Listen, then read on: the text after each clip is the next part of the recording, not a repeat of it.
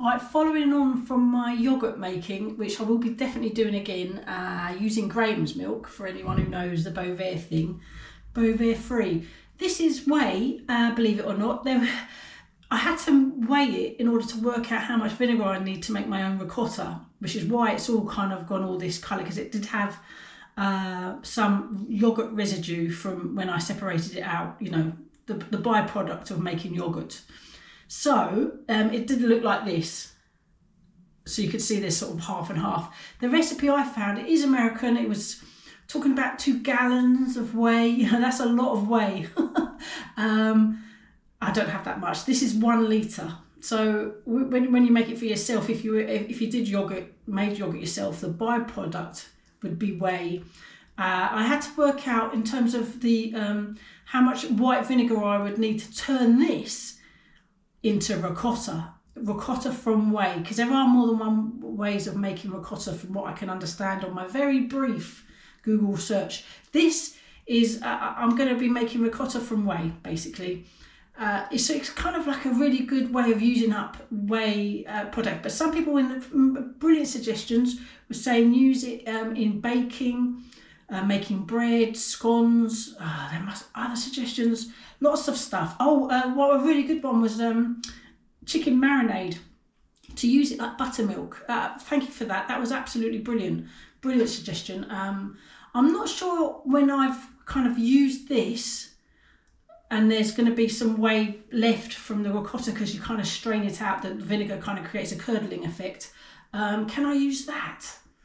Is that usable after a second kind of strain? I don't know. If you know, let me know in the comments. But let's crack on and make some ricotta.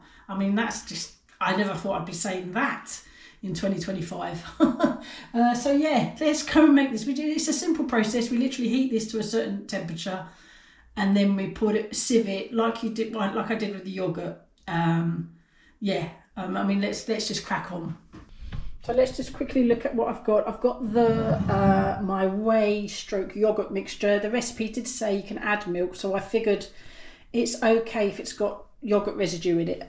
This is my vinegar in there. It's literally 17 grams for 1 litre. That's what I worked out for the sort of the ratio from the 2 gallon. I didn't actually work it out. I am terrible at maths, but Al did. He's good at that kind of thing.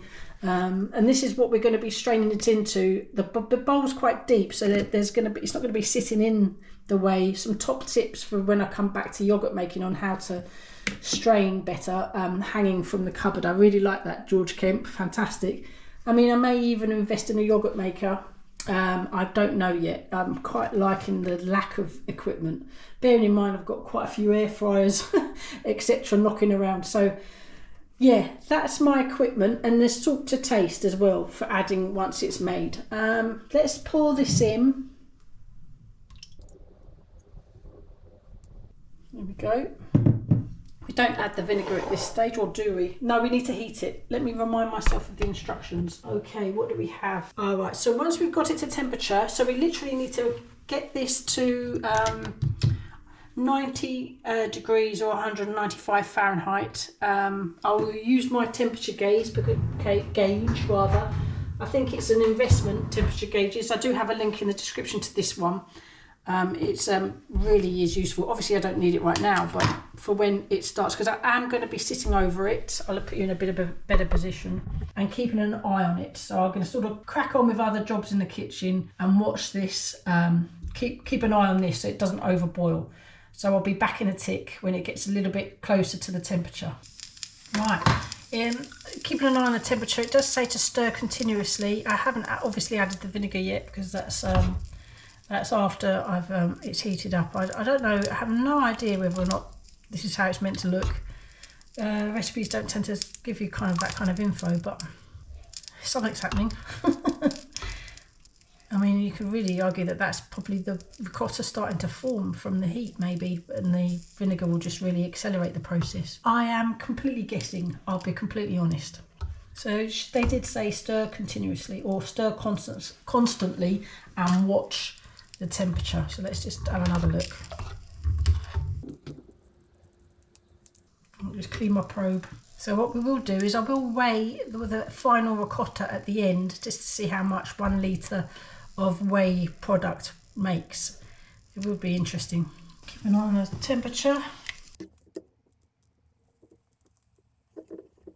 Get in there, get in there. Yeah, let's take it off the heat. Right, stir in the vinegar. I think this is ricotta. So it says the whey will begin to curdle and some of the curd will rise to the top. Place a colander in the sink or over a large bowl and place the muslin cloth over and allow the whey to drain away. Okay, let's do that then. Next stage, this is hot, so if you know, be careful of splashes if you do give this a go.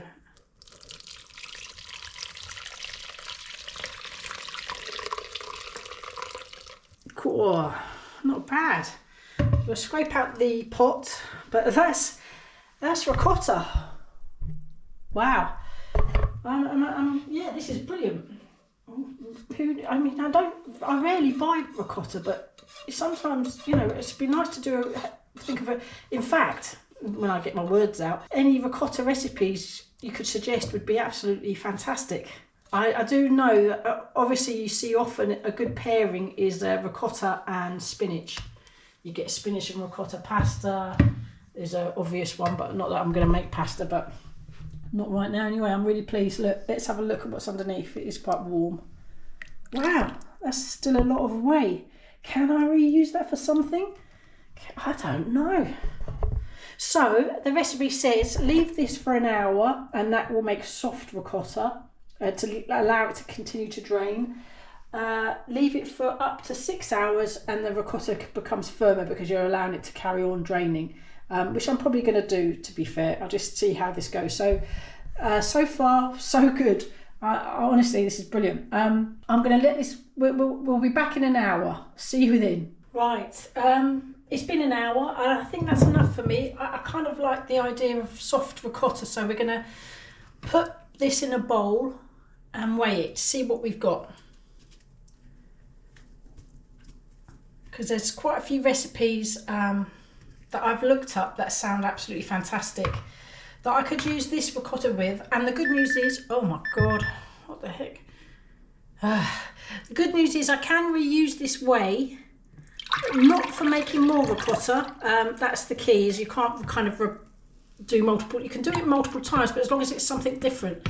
So this would be really good. Oh, excuse me, I had to get awkward worktop in the way. There's still quite a lot there.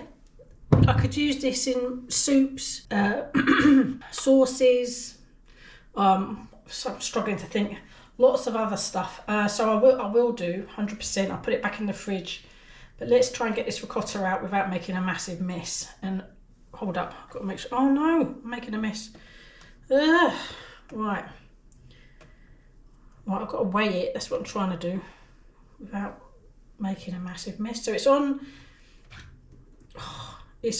0. Got to be an easy way of doing this. This is messy. Oh well, now I'll figure out a better way for next time. But so far, that's 100 grams made from 1 litre. That's pretty darn good, actually. Let me just show you that again because that was pretty slow. Wow, my own ricotta. Right, I'll clean that cloth in a minute and I'll wipe down. But let's have a little look. My own ricotta, 100 grams. It'll be good for one recipe.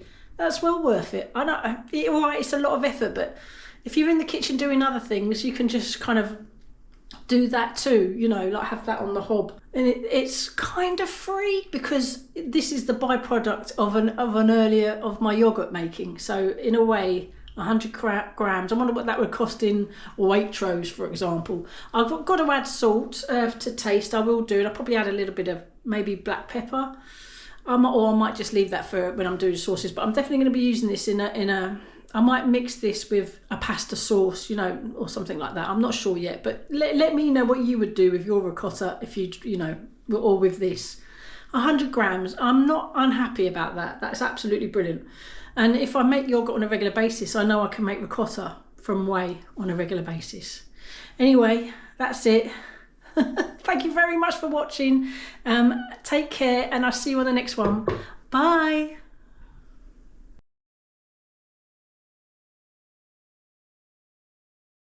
Well, I had to quickly taste it because, you know, that's what we're here for.